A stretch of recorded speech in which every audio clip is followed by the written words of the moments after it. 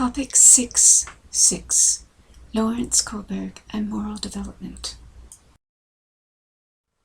Building upon and extending the work of Piaget, Lawrence Kolberg designed a theory of moral development delineating a series of 6 stages falling into 3 levels.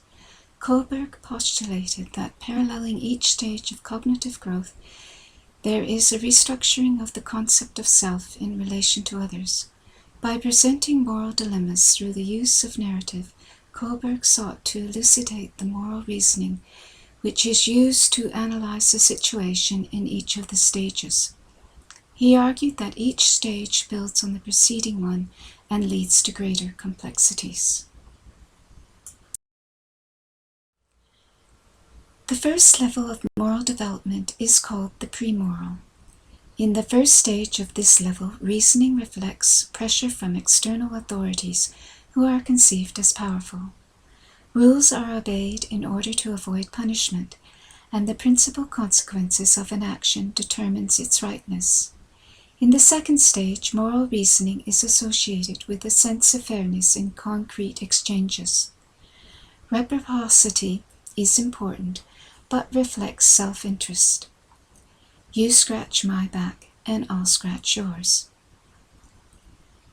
The conventional forms the second level. Here, the expectations of other people, whether family, group, or nation, are influential.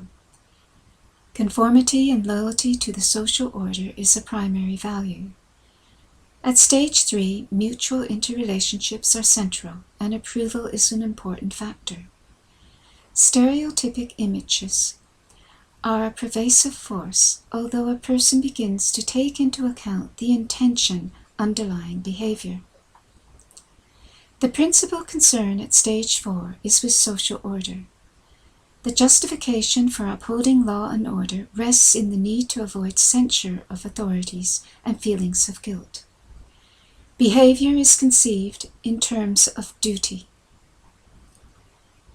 The third level is the post-conventional or principled. Concern for universal principle is reflected in abstract and ethical thinking. In stage 5, moral reasoning has a dual focus on the rights of the individual and the standards of society. The relativity of personal values is perceived with the consequence that there is a tendency to emphasize procedural rules. Complex situations arise when there is a conflict between the rights of the individual and the values of society. In stage 5, self-respect is correlated with respect from others. However, in stage 6, the principles which the person has chosen are upheld out of self-respect. Moral decision-making is based on abstract principles characterized by universality, comprehensiveness, and consistency. The sacredness of life and the dignity of every individual underlie the conception of rights. Kolberg suggested an additional stage where the focus shifts to ultimate meaning. Here the question which is raised is, why be moral at all? And Kolberg postulates a religious answer. He observes that at stage 6, universal ethical principles cannot be as immediately justified by the realities of the human social order. Such a morality uniquely requires an ultimate stage of religious orientation and moves people toward it. The religious orientation integrates ultimate meaning with the principle found in stage 6. Kolberg suggests that stage 7 arises out of existential despair.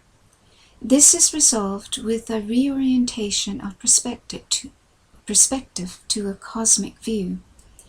He argues that the unitive experience found in this stage is structurally linked with ontological and moral reasoning, and hence is more than a mere rush of mystic feelings. Kolberg believed that most children are at level 1, pre-conventional morality, until about the age of 10. By the age of 13, however, most will have reached level 2, conventional morality. Formal operational thinking is necessary for level 3, post-conventional morality. However, socio-economic and educational factors influence the stage which will be reached. Kolberg found that generally only college graduates reach the post-conventional level. Because no females were included in his longitudinal study, Kolberg's stages of moral development have been criticized on the basis of gender bias. When Kolberg's stage theory is applied to women, they tend to cluster around stage 3. Carol Gilligan, in her book In a Different Voice, observes that the moral dilemmas which were posed by Kolberg could be interpreted from different perspectives. Kolberg equates moral development with the concept of justice and rights. Thus it represents a morality of rights.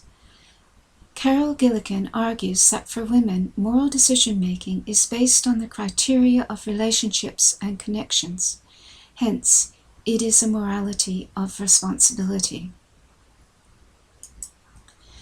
The stage theory of moral development has also been criticized on the basis that it expresses a value judgment which arises from constitutional democracy. In addition, post-conventional level requires a certain level of education which is not widely available throughout the world. Although Kolberg tested his theory in the United States, Mexico, Taiwan, and Turkey, further research has indicated that it may not be sensitive enough to reflect cross-cultural differences.